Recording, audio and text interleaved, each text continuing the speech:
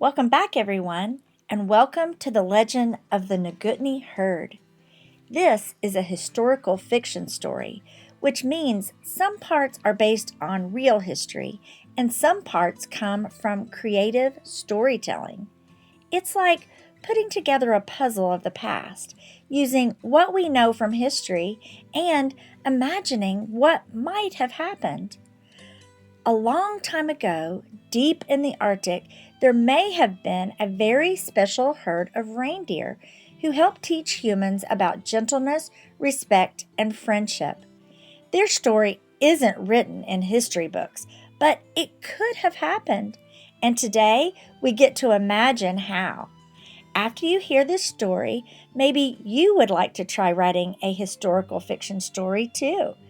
Are you ready to step back in time and discover the legend of the Nguutney Herd?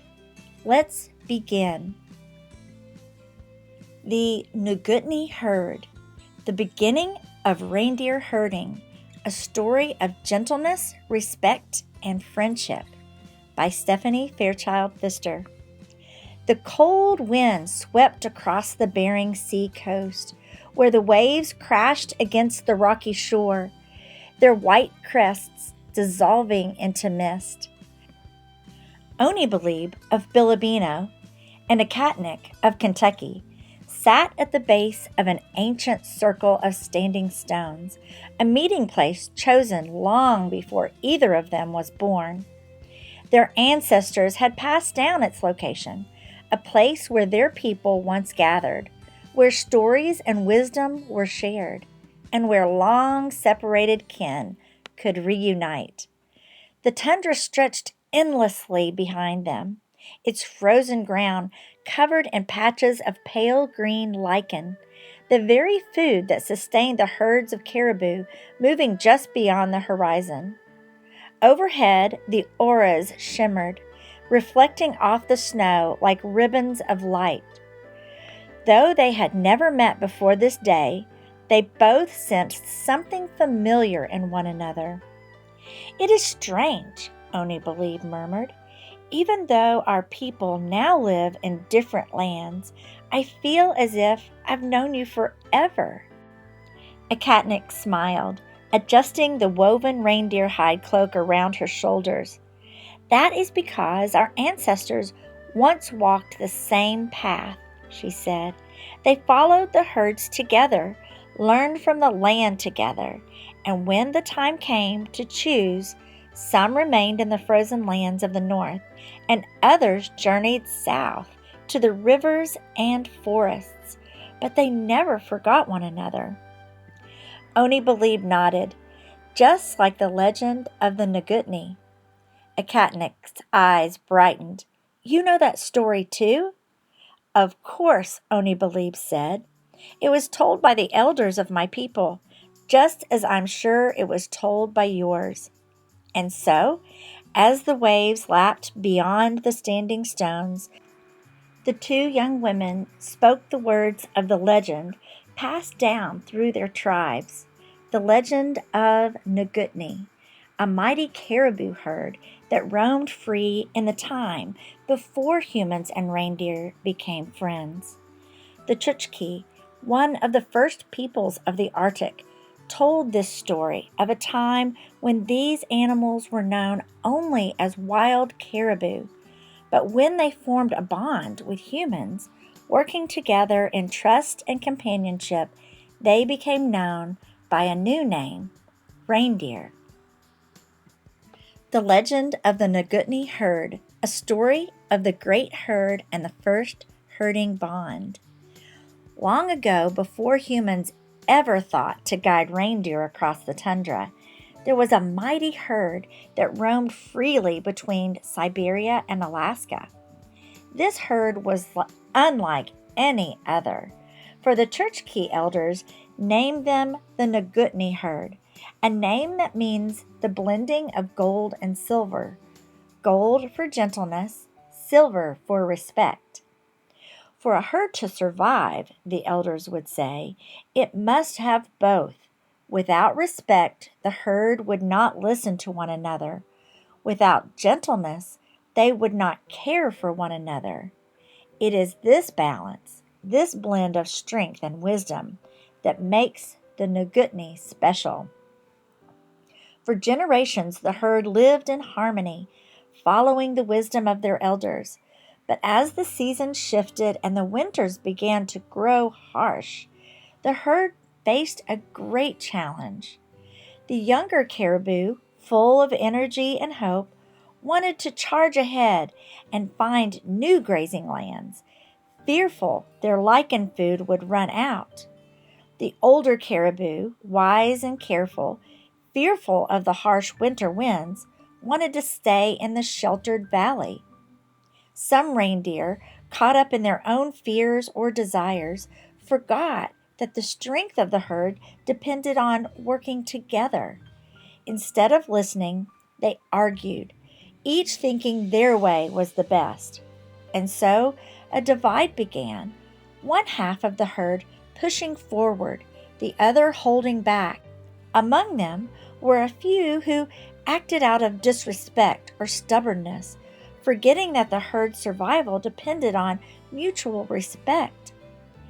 Just like in any group, whether reindeer or people, there were moments when some would push too hard or refuse to listen to the truth. But it was in those moments that the true test of gentleness and respect mattered most. Among this great caribou herd was a young reindeer named Tulip, meaning light. As tensions grew, Tulip watched the herd start to pull apart, voices rising, hooves shifting uneasily. Tulip saw that the herd was starting to argue and break apart, and he knew that if they divided in anger, they would lose their strong relationships. Friendships, the very strength that had kept them safe and allowed them to thrive for generations. Tulip used his senses to observe with patience, to perceive what was happening to the herd. It was like he was shining a light of his awareness on the circumstances. Through his perception, he could discern what was going wrong. He decided to respond, using his abilities by beginning to plan a possible solution. Tulip knew that he needed to make all of the caribou feel valued and needed, even the ones who had been harsh or disrespectful of others. As he kept shining a light of awareness on the problem, the truth of the situation was revealed. Not just the problem, but a way forward. Through this perception, he gained discernment, realizing that both sides had something valuable to offer. That night, as the auroras danced across the sky, Tulip saw the first peoples gathered around their fires. These were the Chukchi of Siberia and the future Inupiat of Alaska. Tulip also watched the people work together, learning from their elders and listening to the young hunters. But more than that, he saw something new. For the first time, the caribou and the humans began moving closer together, not as hunter and hunted, but as companions. Tulip saw that the humans were not forcing the caribou to stay. Rather, they called to them softly, using the sounds the caribou recognized. The caribou could leave at any time, yet they returned, drawn by the gentle and respectful guidance of the people. The humans did not control the caribou with ropes or fences, but with trust and understanding. Tulip used the knowledge he had gained and added hope. He chose gentleness by feeling from others' perspective, both the young caribou and the elder caribou. He chose respect by speaking in a way that considered the personalities, needs, ages, and the individual strengths of each of the reindeer. The next morning, Tulip gathered the herd and spoke. "Gentleness and respect are strongest when they're blended together. like the metals of gold and silver are stronger when they are melted and cooled together. Through this heated challenge, we can't overcome our problems. The first peoples know this, and so do we. The young are strong and fast, and the elders are wise and careful. Both are needed for us to survive. The herd listened. The young paused. They had not thought about how their speed could help the elders. The elders listened. They realized the young ones weren't trying to be reckless. They just wanted to help. With newfound gentleness and respect, the herd made a plan. The young caribou would scout ahead, finding paths through the snow. The elders would guide the herd safely, choosing the best places to stop and rest. And they would welcome this new way of using gentleness and respect for one another, and even join with what they saw as a new friendship with the herd of humans they came to love. They would listen to one another because mutual respect made them stronger. And so, overcoming this new challenge, they became the Nguutney Herd once more, not just because they traveled safely, but because their friendship was now as strong as electrum, a mix of gentleness and respect, of gold and silver, of young and old. And from that time forward, the first peoples and the caribou formed a bond, one that exists to this day.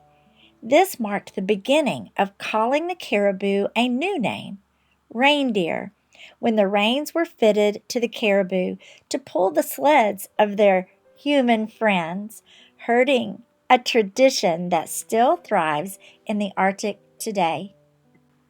As Onibelebe and Ecatnick spoke the last words of the story, a quiet understanding settled between them. "It is said," Onibelebe whispered, "that our ancestors once traveled with the Nguutney across the great land bridge of Beringia when Siberia and Alaska were still connected." Ecatnick nodded. But as time passed, the land changed. Some followed the herds north, choosing the life of the Arctic. Others journeyed south to the rivers and forests of my land.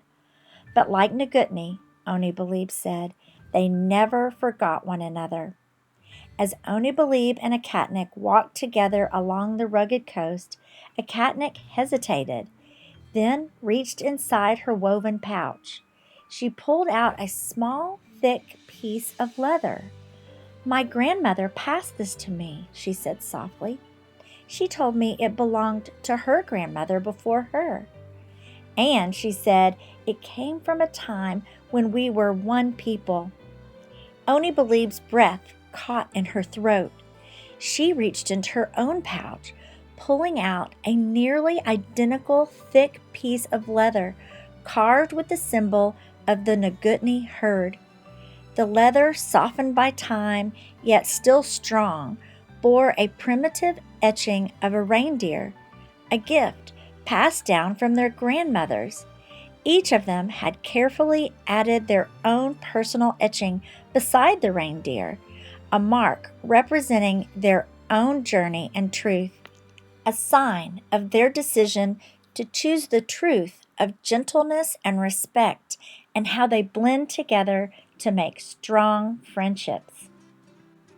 They walked along together until they reached the standing stone at the center of the meeting place. They noticed something familiar carved into its surface. Ecatnick stepped forward and ran her finger over the weathered grooves. An identical reindeer shape etched deep into the stone by hands long before their time. Above its head, the antlers extended outward, each tine holding a deeper meaning.